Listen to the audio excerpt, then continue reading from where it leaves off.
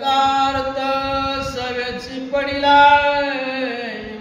विचारात सुरवर लोभे निगता येते विपरी समस्त निमातील ब्रह्मदेवानं तथास्तु अशा प्रकारचं वरदान दिलेलं आहे. पण वरदान दिल्यानंतर ब्रह्मदेवाला प्रश्न पडलेला आहे, आता या विवराच्या ठिकाणी सुरवर येतील आणि हे सुरवर आल्यानंतर जर का याच्या विवरामध्ये गेले तर यांचा घात होणार आहे. ब्रह्मदेव विचार करू लागले, या लागी सुरवरांतर्कित बीळद्वार केले गुप्त मय सुर होता नादत तोही मरणार्थ पावला.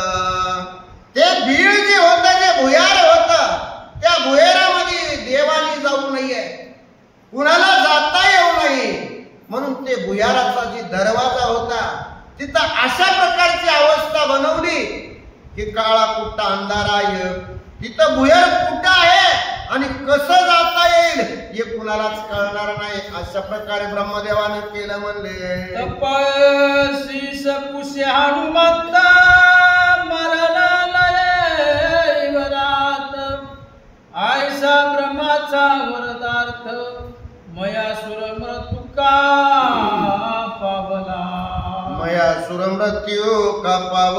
हनुमंताने त्या तपस्वीला विचारू लागलेला आहे, अरे तू तर सांगू लागली मयासुराला मरण नाही, ब्रह्मदेवाचं वरदान आहे, मग या बिळामध्ये मयावरात होता आणि तो मेला कसा हे सांग म्हणले मला. मयासुर वैश्वर्या विभरा प्रती मरण इंद्रवधारती दैत्य दानवास सांगे ते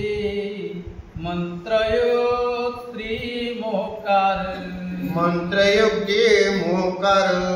मयासुराची कारण कशा प्रकारचं वरदान दिलेलं होतं ब्रह्मदेवानं, मग ब्रह्मदेवाचं वरदान मिळाले याचा अभिमान त्याला झाला आणि त्या अभिमानाच्या जोरावर दैत्य दानवाला सांगू लागला, इंद्राला आपल्याला जिंकायचे, इंद्राला आपल्याला हरवायचे, अशा प्रकारचा विचार तो राक्षस करू लागला. इंद्र साक्षे पटपत त्रिगुण पावे विभरात द्वारी तिष्ठत सर्वदा. मयासुरानं अशा प्रकारचं ब्रह्मदेवाचं वरदान असल्यामुळं इंद्रदेवाला खूप त्रास दिला आणि इंद्रदेवाला वाटलं यानं जर आपलं राज्य जिंकलं तर आपलं पद जाणार आहे, आपली खुर्ची जाणार आहे. मग त्याच्यासाठी इंद्राने अशा प्रकारचा विचार केला, मयासुर बाहेर आल्या आल्या याचा काटा काढावा आणि इंद्र त्या दरवाजाला येऊन बसला.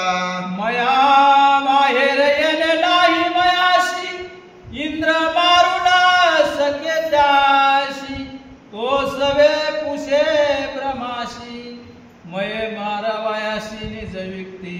आता इंद्राची अवस्था अशी झाली आहे, त्या बिळाच्या तोंडावर येऊन बसलेला आहे, तो राक्षस बाहेर यायला तयार नाही.